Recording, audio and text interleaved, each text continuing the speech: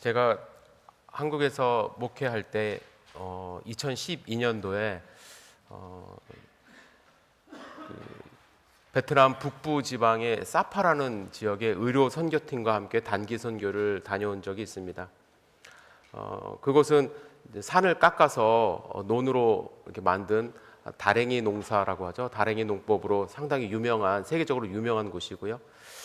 또 흐멍족, 자오족, 따이족 등 고산족들의 삶이 그대로 유지되면서 그 모습을 외국인들에게 보여주고 또 관광 수입을 올리는 그러한 지역이었습니다. 사진으로는 멋있어 보입니다. 아이가 물소를 타고 다니는 모습도 있고 또 옷들을 만들어서 팔기도 하고 합니다. 멋있어 보이지만 그들의 삶은 노동에 지쳐 있었고 또 의료시설이나 현대 문명과 의료시설이 많이 없고요. 또 현대 문명과 단절되어서 많은 도움이 필요한 그러한 곳이었습니다.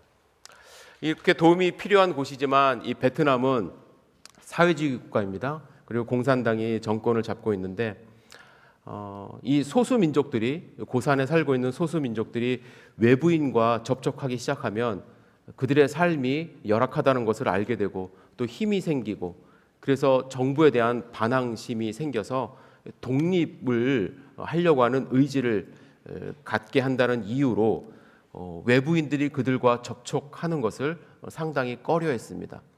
그래서 그 지역에 오는 외국인들을 상당히 감시하고 있는 그러한 곳입니다. 그러나 이 열악한 환경에 있는 분들에게 의료 진료가 많이 필요하다는 현지 선교사님의 도움 요청과 그곳에 작은 교회 목회자와 연락이 되어서 의료팀과 전도팀이 두 팀으로 나누어서 사역을 하게 되었습니다. 사람들이 상당히 많이 몰려들었습니다. 작은 교회, 십자가가 좀 기울긴 했는데 교회 안에 사람들이 모였습니다. 아이들이 신나 있고 또 치과 치료가 진행이 되었고 또 한방 치료도 있었고 또 작은 외과 수술까지도 가능하니까 사람들이 많이 몰려왔습니다. 그런데 이제 사람들이 조용한 지역에 사람들이 많이 몰리니까 문제가 생긴 것입니다. 사람들이 많이 모이는 것을 싫어했고 특히 외부인들과, 특히 외국인들과 접촉하는 것을 싫어했던 공산당에서 현지 공안들과 함께 찾아왔습니다.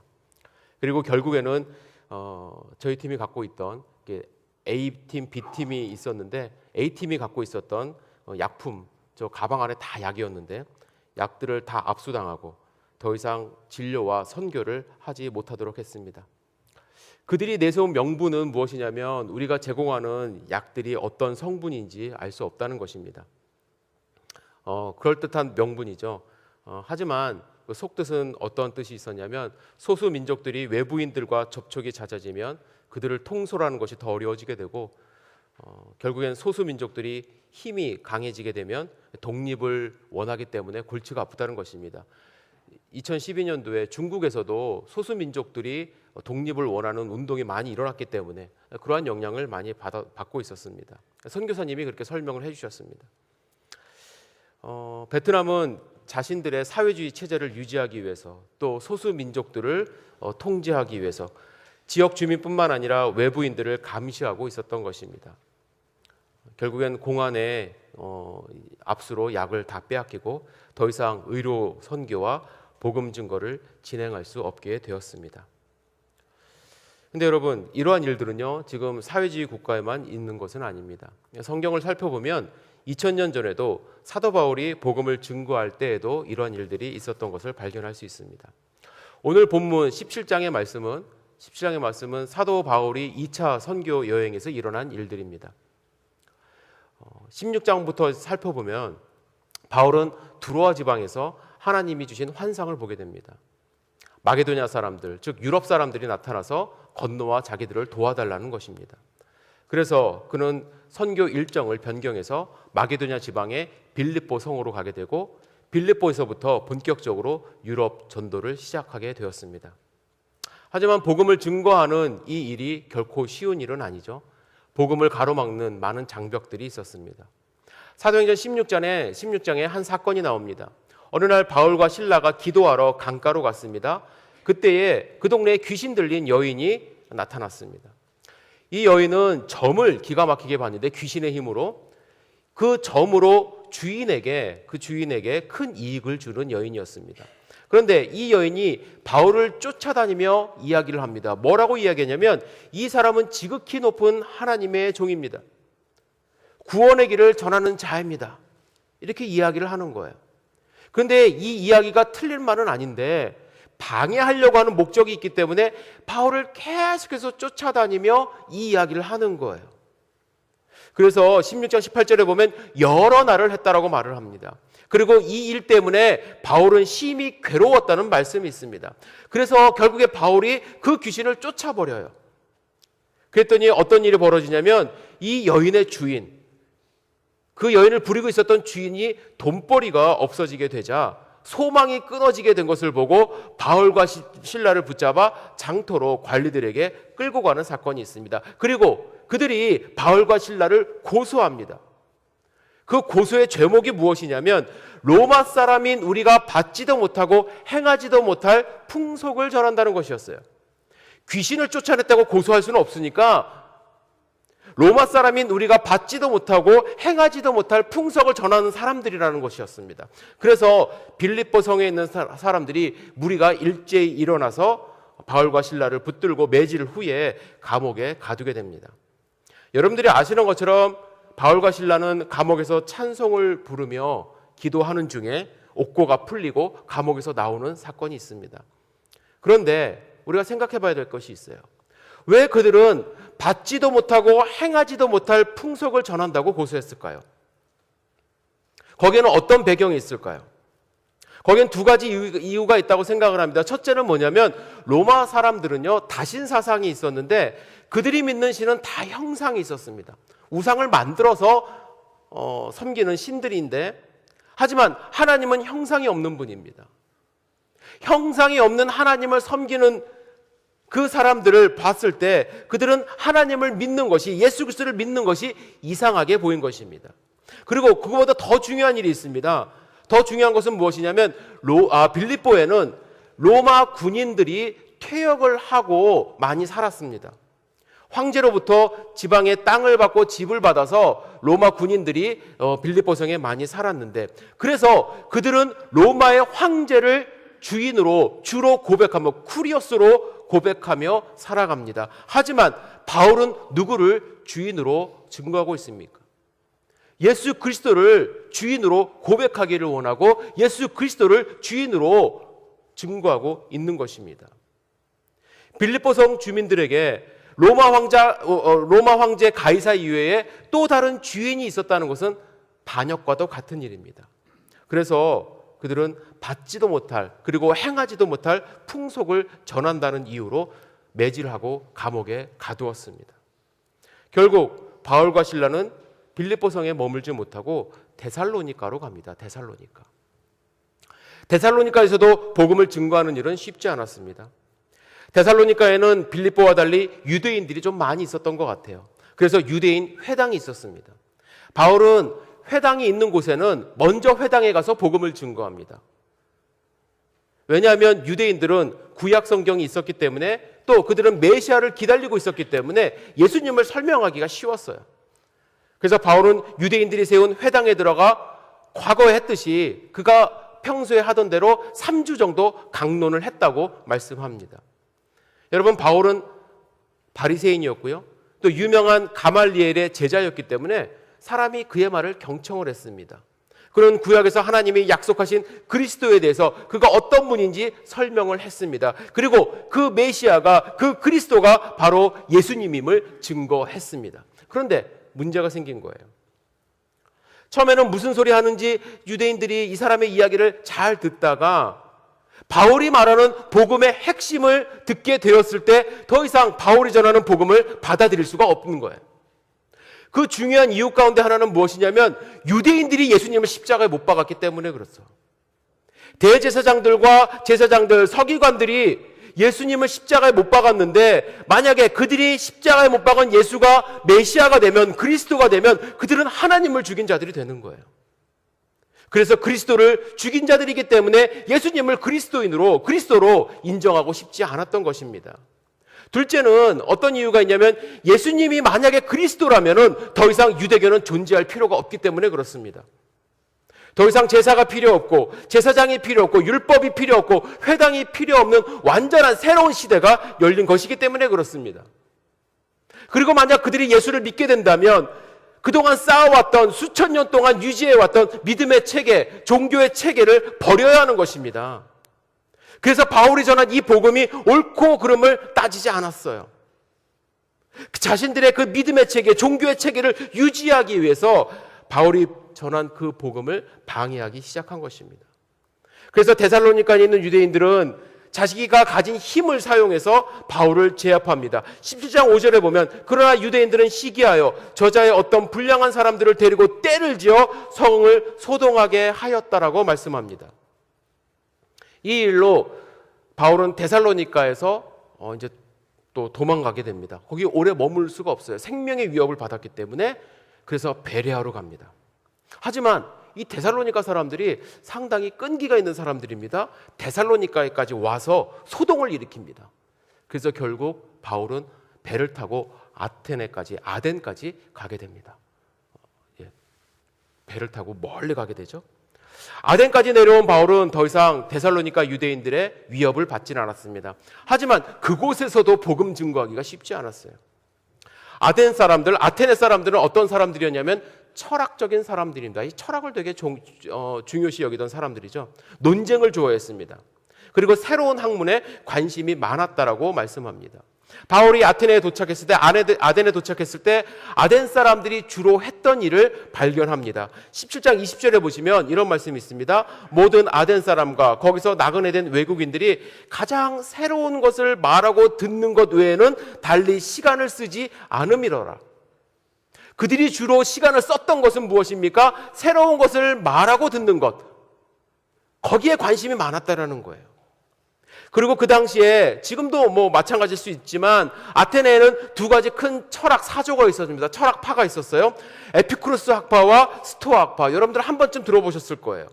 18절에 보시면 이런 말씀이 있습니다. 어떤 에피쿠로스와 스토아 철학자들도 바울과 쟁론할세. 어떤 사람은 이르되 이 말쟁이가 무슨 말을 하고자 하느냐 하고, 또 어떤 사람은 이르되 이방신들을 전하는 사람인가 보다 하니 이는 바울이 예수와 부활을 전하기 때문이다. 에피쿠로스와 스토아 학파가 있었다라는 얘기예요. 에피쿠로스 학파 사람들은 어떤 사람들이냐면 모든 것이 원자의 우연한 합류로 물질이 생겼다고 생각을 합니다. 사람들을 포함한 생물이 죽으면 영혼을 구성하고 있는 원자들은 즉시 다 흩어진다고 생각을 해요. 그래서 모든 감각이 중지되면서 모든 것이 없어진다고 생각을 합니다. 그래서 유물론적인 사고방식을 갖고 있어요. 그리고 신이 있긴 있는데 인간하고 너무 멀리 떨어져 있어서 사람하고 전혀 관계가 없다라고 생각을 합니다. 그래서 무신론에 가까운 삶을 살았어요. 생각을 했어요. 그리고 이 세상은 모두가 다 우연히 일어난 것이기 때문에 죽음 이후에는 아무것도 없다라고 생각을 한 사람들입니다. 그래서 이 사람들은 어떠한 삶을 추구했냐면 쾌락을 쫓습니다. 어차피 뭐 한 번 있는 인생이라는 거죠. 그리고 고통이나 두려움이 없는 평온한 삶, 향락을 추구해야 된다고 주장하던 사람들입니다. 하지만 스토아학파는 완전히 달랐어요. 스토아학파는 금욕주의자들입니다. 이들이 갖고 있는 생각은 뭐냐면 범신론적인 사상이에요. 세상의 모든 일들은 운명에 의해서 이루어지고 인간도 운명으로 결정되어 있다고 생각을 했습니다. 하지만 사람은 그 운명에 거스를 수가 없었어요. 그래서 거기에 복종을 해야 되는 숙명론적인 입장을 취합니다. 그래서 개인적인 훈련과 절제를 하면서 그 숙명을 따라가는 삶을 살아야 된다고 강조를 합니다. 한마디로 에피쿠로스 학파는 enjoy life, 인생을 즐겨라. 하지만 스토아 학파들은 endure life, 인생을 인내하라. 이렇게 강조를 하고 있는 것입니다. 완전히 극과 극의 이 두 철학 사상이 아덴을 지배하고 있었던 것입니다. 그리고 그들은 새로운 논리와 새로운 관점의 사람들을 현혹했고, 또 무엇이 새로운가 하여 매일같이 그 생각들을 쫓는 일에 열중을 했던 것입니다. 하지만 거기까지예요. 거기까지. 생각하고 말하는 것까지. 예수 그리스도의 복음을 받아들일 마음이 없었어요. 오히려 이렇게 철학적인 사람들이 복음을 받아들일 것 같지만 복음을 그들에게 증거하는 것, 그들의 삶을 바꿔놓는 복음을 증거하는 것은 결코 쉬운 일이 아니었던 것 같습니다. 그래서 바울도 그곳에서는 복음을 오래 전하지 못합니다. 전하지 않아요. 교회도 세우지 못합니다. 그리고 조금 있다가 고린도 지방으로 내려가게 되죠.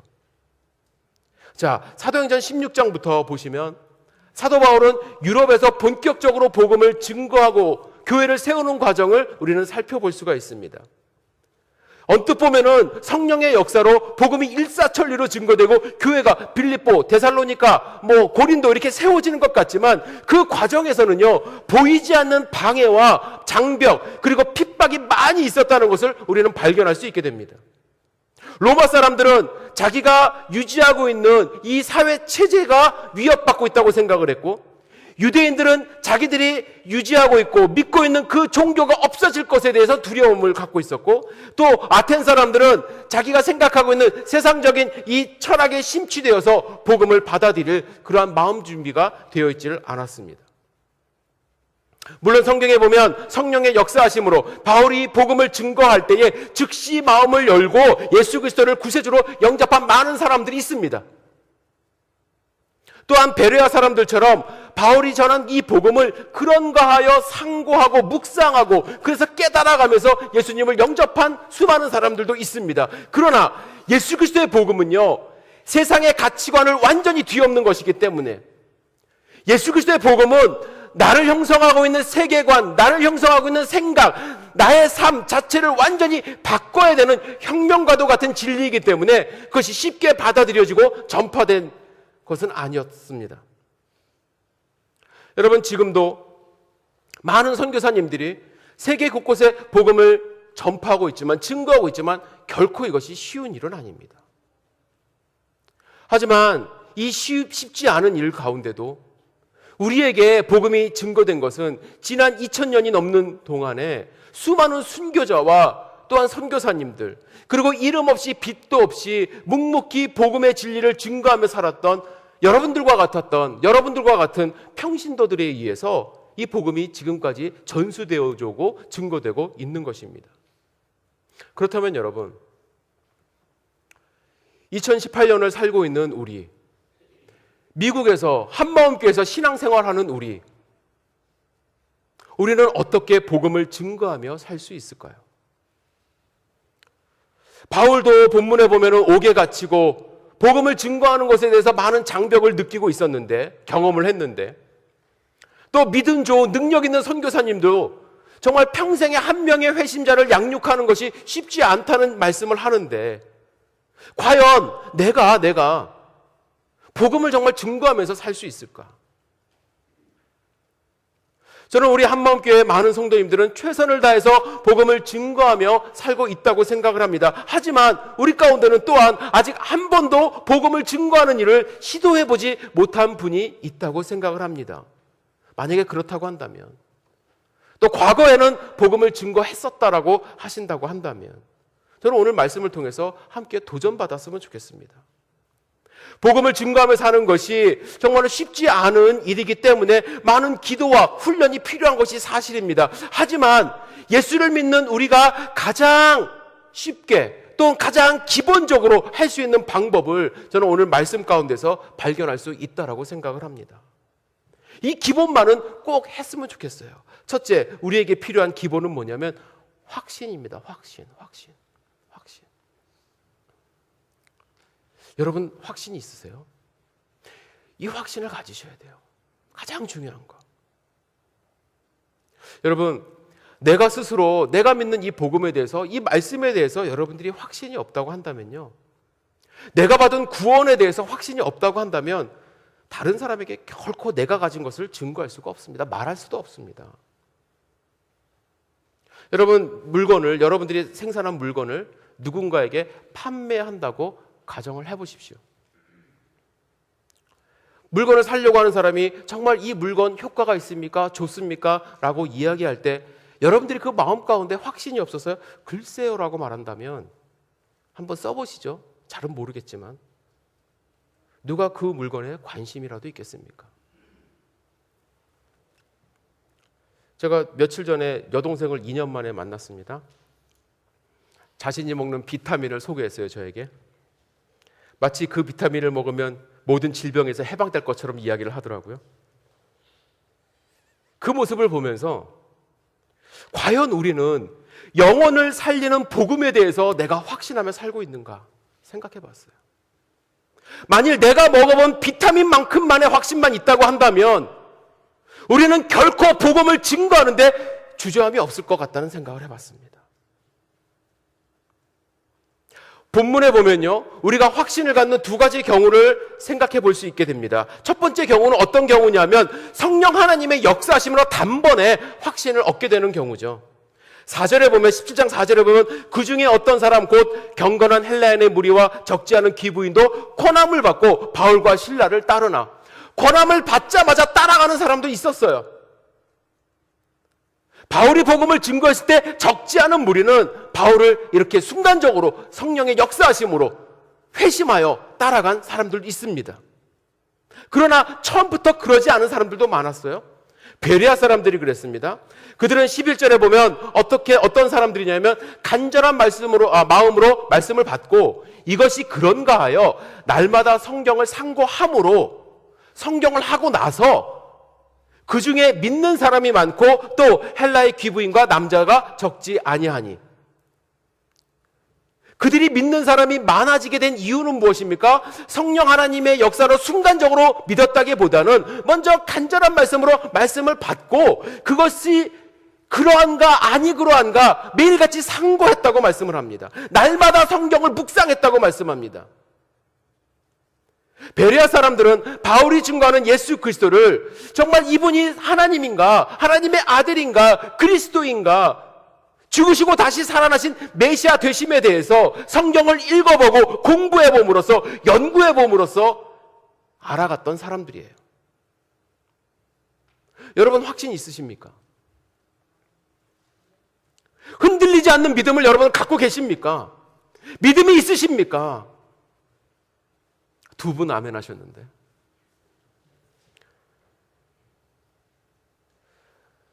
많은 성도님들에게 예수님 믿으세요라고 얘기하면 주저하시면서 아멘 이렇게 하십니다. 그런데 두 번째 질문, 지금 죽어도 천국 갈 수 있습니까? 라고 물으면은 더 크게 아멘 하는 것이 아니라 글쎄요, 오늘 죽어봐야 알겠는데요, 이렇게 말씀하시는 경우가 제가 많이 봤어요. 왜 그러냐면 순간적으로 본인의 삶을 돌이켜보면서 천국 갈 자신이 없어진 거죠. 만약에 우리가 지금 죽어도 천국 갈 확신이 없다고 한다면 우리 삶에서 복음이 증거되질 않습니다. 만약에 우리가 불확실하다면 그런가 하여 매일 상고해보는 노력이 필요하다는 거예요. 이 확신을 가졌던 바울, 로마서 8장 38절에 이렇게 이야기합니다. 내가 확신하노니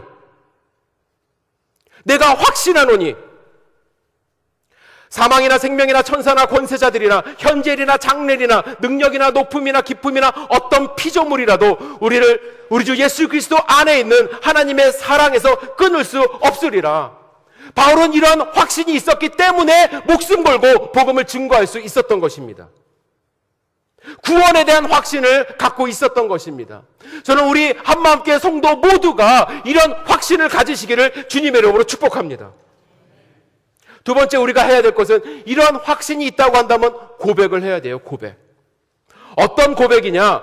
십자가와 부활을 믿는다는 고백을 할 줄 알아야 돼요. 어떤 분들은 전도하라고 하면 그냥 교회만 소개하는 경우가 많이 있어요. 물론 교회를 소개하는 것도 중요합니다. 우리 교회 가면 밥 공짜다 뭐 이렇게 하면서 밥도 맛있다, 아이들 잘 봐준다, 프로그램도 좋다, 구역 참 좋은 모임이다. 물론 저는 이런 소개가 나쁘지 않다고 봅니다. 하지만 여러분들 아무리 밥맛이 좋아도 돈 주고 사 먹는 식당밥보다 맛있질 않고요, 프로그램은 학교나 학원보다 좋지 않고요, 아무리 구역 모임이 즐거워도 동호회보다 즐겁진 않습니다. 그것이 우리의 자랑과 고백이 될 수도 있지만 그것이 마지막이 되어서는 안 되죠. 우리가 궁극적으로 해야 되는 고백은 예수 그리스도의 십자가와 내가 믿는 부활입니다. 바울은 가는 곳마다 예수 그리스도의 십자가와 부활을 고백했어요. 3절에 뜻을 풀어 그리스도가 해를 받고 죽은 자 가운데서 다시 살아나야 할 것을 증언하고 이르되 내가 너에게 전하는 이 예수가 뭐라고요? 곧 그리스도다. 예수님의 십자가와 부활을 증거했어요. 18절 하반부에 이런 말씀이 있습니다. 바울이 예수와 부활을 전하기 때문이라. 물론 바울처럼 뜻을 풀어주고 구약에 나와 있는 모든 말씀을 강연하고 그런 능력이 있는 것도 중요합니다. 그러나 가장 기초가 되고 먼저 증거해야 될 것은 내가 경험하고 내가 믿는 예수 그리스도의 십자가와 부활입니다. 저는 원래 죄인이었습니다. 그래서 하나님과 멀어진 멸망할 수밖에 없는 사람이었습니다. 그러나 십자가에서 예수 그리스도의 보혈의 피가 나를 구원하였고, 그래서 나는 예수님이 다시 재림하실 때 영광스러운 몸으로 부활하여 영원히 하나님 나라에 살 것입니다. 이것만 여러분들이 고백하고 증거하여도 저는 복음의 핵심을 증거한다고 생각을 합니다. 그런데 우리는 이렇게 정말 단순하게 주님의 십자가, 부활을 이야기하는 것이 어떤 효과가 있을지에 대해서 의심을 합니다. 그러나 여러분, 복음은 그냥 우리 입술로 나오는 말로 끝나는 것이 아닙니다. 내가 예수님을 믿습니다. 십자가에서 내 죄가 씻어졌습니다. 저는 부활을 믿습니다. 그런 이야기를 하는 순간 누가 함께하고 계시냐면 성령 하나님이 함께하고 계세요. 그리고 또한 성령 충만한 우리의 삶이 병행되면 힘이 있게 되는 거예요. 힘이 있게 되는 거예요. 그래서 고백은 무엇과 함께 가야 되냐면 세 번째, 변화된 삶과 함께 가야 됩니다. 변화된 삶. 트랜스폼된 라이프가 함께 가야 돼요. 여러분들 사형리 책자를 가지고 나가서 노방에서 사람들 만나면서 10명에게 복음 증거하고 막 이렇게 증거하는 것도 중요합니다. 하지만 우리의 삶이 예수 그리스도를 닮아가는 삶으로 변화되지 않으면, 부활을 믿는 삶으로 전환되지 않으면, 과거에는 천국이 없는 것처럼 살고 하나님이 없는 것처럼 살았지만 이제는 천국도 믿고 하나님을 믿고 부활을 믿는 사람이 되었다고 한다면 그걸 믿는 사람으로 전환이 되는 것이, 변화가 되는 것이 중요합니다. 우리는 예수 그리스도를 닮아간다는 비전을, 한마음이라는 이름을 가지고 예수님을 내 마음속에 모시고 살겠다는 그 비전과 목적을 가지고 한마음교회에서 신앙생활하는 사람들입니다. 그렇다면 예수님을 향해서 변화된 모습으로 살든지 아니면 최소한 변화하려고 노력하는 모습으로 살아가야만 합니다.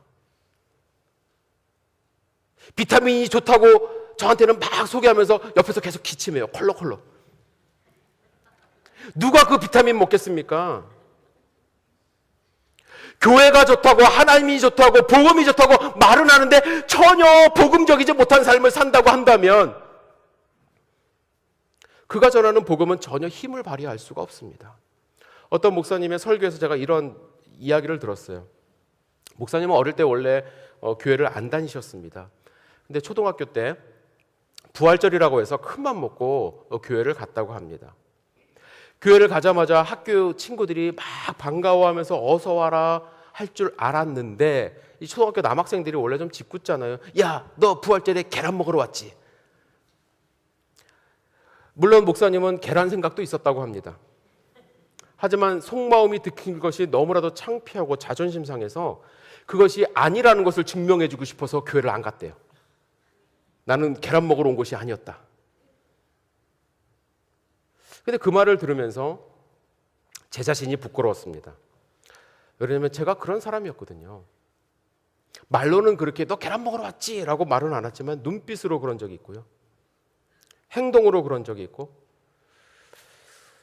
솔직히 말씀드리면 십자가를 믿는 사람처럼, 부활을 믿는 사람처럼 살아가지 못한 내 자신이 교회에 오시는 분들에게 전도하는 것이 아니라 시험 들고 나가게 했던 것은 아닌가라는 생각을 해봤습니다. 100마디 말보다 여러분들 변화된 우리의 행동으로 은혜 받고 또 그분도 예수님을 믿게 되는 경우가 많아요. 저 사람이 교회 가더니 이상해졌어. 혹시 그런 말씀 좀 들어보셨는지 모르겠어요. 교회 가니까 다 똑같더라. 더해. 더 이상 그런 얘기 안 들었으면 좋겠습니다.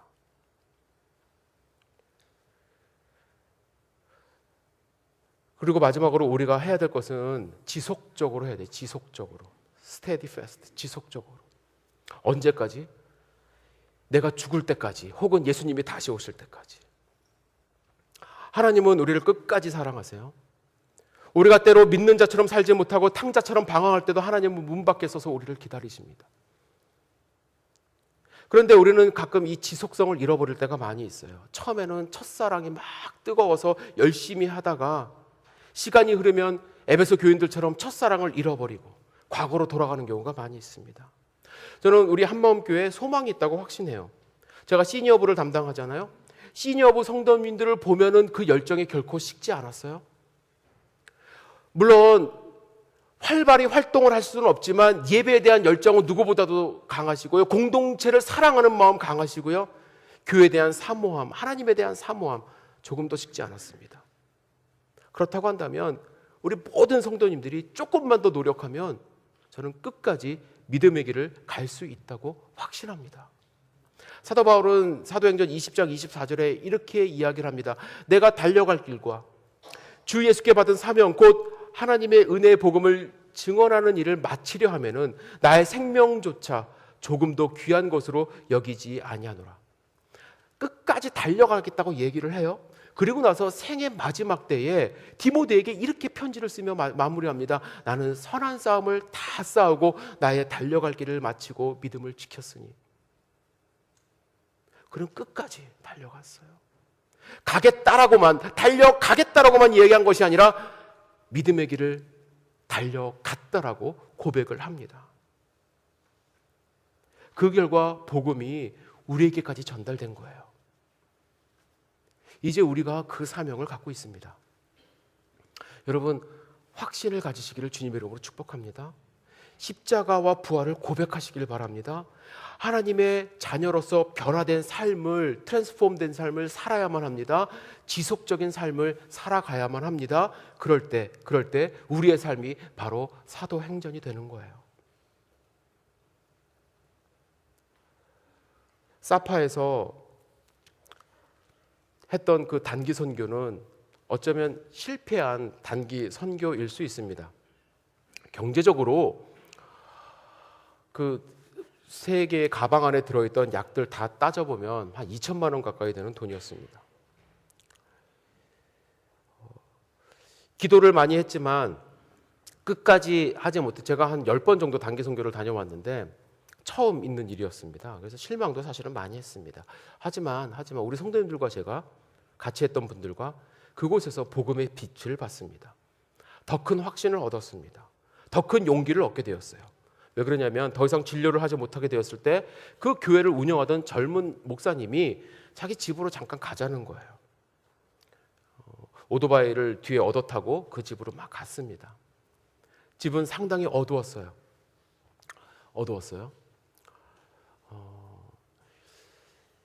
고산지대이기 때문에, 베트남이 원래 겨울에도 좀 따뜻하잖아요. 근데 고산지대이기 때문에 겨울에는 상당히 춥습니다. 이게 합판 같은 걸로 이렇게 외부만 차단하고 살고 안에 땅을 파서 거기에 이제 불을 피우는 그런 정말 옛날식의 삶을 살고 있었습니다. 전기도 잘 없었어요. 집안은 어두웠고 어떻게 여기서 이 추위를 밤에 견디며 살까라는 생각이 들 정도로 환경이 좋지 않았습니다. 저는 궁금해졌어요. 뭐가 궁금했냐면 이 산골에 공산당이 아직 지배하고 있는 곳에 신학교도 없는 곳에 이곳에서 어떻게 목회를 하고 있을까? 여기서 어떻게 예수님을 만나게 됐고 어떻게 목회를 지금까지 하고 있을까? 신기한 대답을 얻었습니다. 태국에서 발사하는 전파하는 그 라디오를 듣는다는 거예요. 조그만 트랜지스터 라디오에서 들려오는 복음의 소리를 듣고 예수님을 알게 되고 회심하게 되고 목사가 되고 목회를 시작했다는 거예요. 목회 어떻게 하는지 잘 알 수 없고 뭐 유명한 큰 신학교 다닌 것도 아니고요. 교리에 대해서 체계적으로 배운 적도 없고 전도 폭발도 모르고 선교에 대한 지식도 별로 없고 하지만 그는 누구보다도 확신했고 누구보다도 고백적인 삶을 살았고 누구보다도 변화된 삶을 살았고 누구보다도 지속된 삶을 살았습니다. 그래서 저는 그 목사님의 모습 속에서 지금도 사도행전이 쓰여지고 있음을 발견했습니다. 여러분과 저의 삶도 끝난 사도행전이 되어서는 안 됩니다.